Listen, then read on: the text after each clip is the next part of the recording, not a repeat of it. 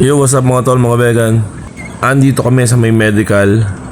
Hinihintay natin yung ibang kasama natin. May susugudin tayong birthday yan. At syempre pag birthday yan, kailangan may paminto. At dahil may check na yung paminto, diretsong pila na tayo. Alright. At boom, may pa-live band pala. Mahaba-haba itong gabing to. Tara, samahan nyo kami.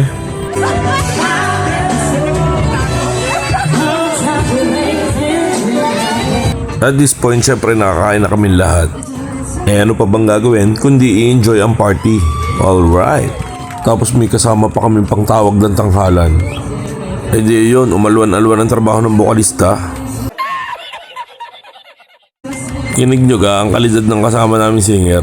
Ang tindi ano. Eh may birthday nga pala din ipapakilala ko sa inyo. Hindi basta-basta tao. Kapatid lang naman ang sikat na Hollywood action star. Gunggong! Oh, ayan ang may birthday. Si Sir Jimmy at oo, may kapatid niyang Hollywood action star. Tiyuhin niya ni Tol Vice Regan, kaya kami naimbitahan dito. At this point, tapos na yung mga sets nung banda. At medyo marami nang umuwing bisita. Pero ngayon pala nagsisimula ang gabi sa table namin. At etong epekto pag hindi na pagbigyan yung request mo.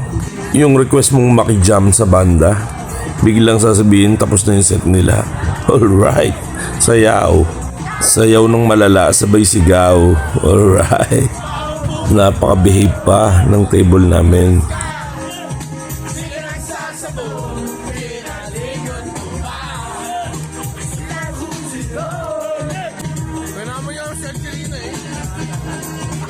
Sa mga oras na ito, behave na behave pa ang lahat maliban dito kay Lisa. Kung baga namang hawak mo na yung mic tapos hindi na pala kakanta, eh kaya naman.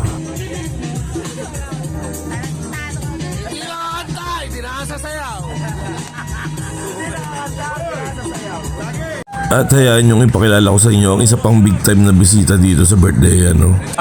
Umanan kami ng birthday yan. Hindi ko malaman na makakasama pala namin yung may-ari ng New City. Yeah! May-ari ng New City. Papagawa kayong bahay. Yes po, may-ari yan ng New City. Kitang-kita nyo naman. Sabi niya nga sa amin, ikaw gawa bahay, ikaw akin bigay discount. Pag ikaw bili ng simento, ikaw akin pahiram pala.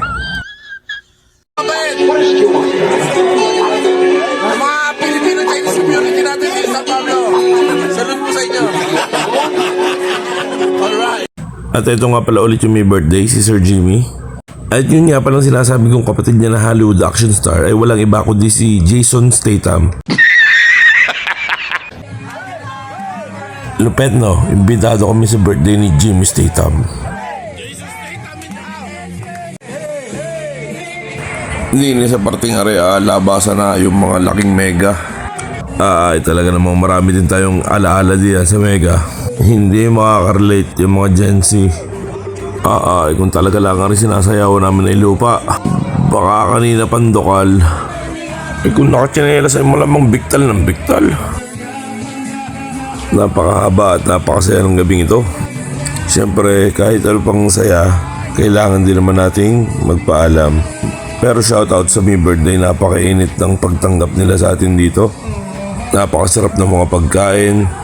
At yun nga ulitin ko yung pag-welcome nila sa atin. Napakainit talaga. More birthdays to come kay Sir Jimmy. Sa ngayon, uwian na muna. Hiramin ko lang yung lagi sinasabi ng kaibigang Jimson Cosico. Maghihiwa-hiwalay tayo may pananabik, hindi sa pananawa. Hanggang dito na lang muna mga tol. Salamat sa panonood. Kasama tayo.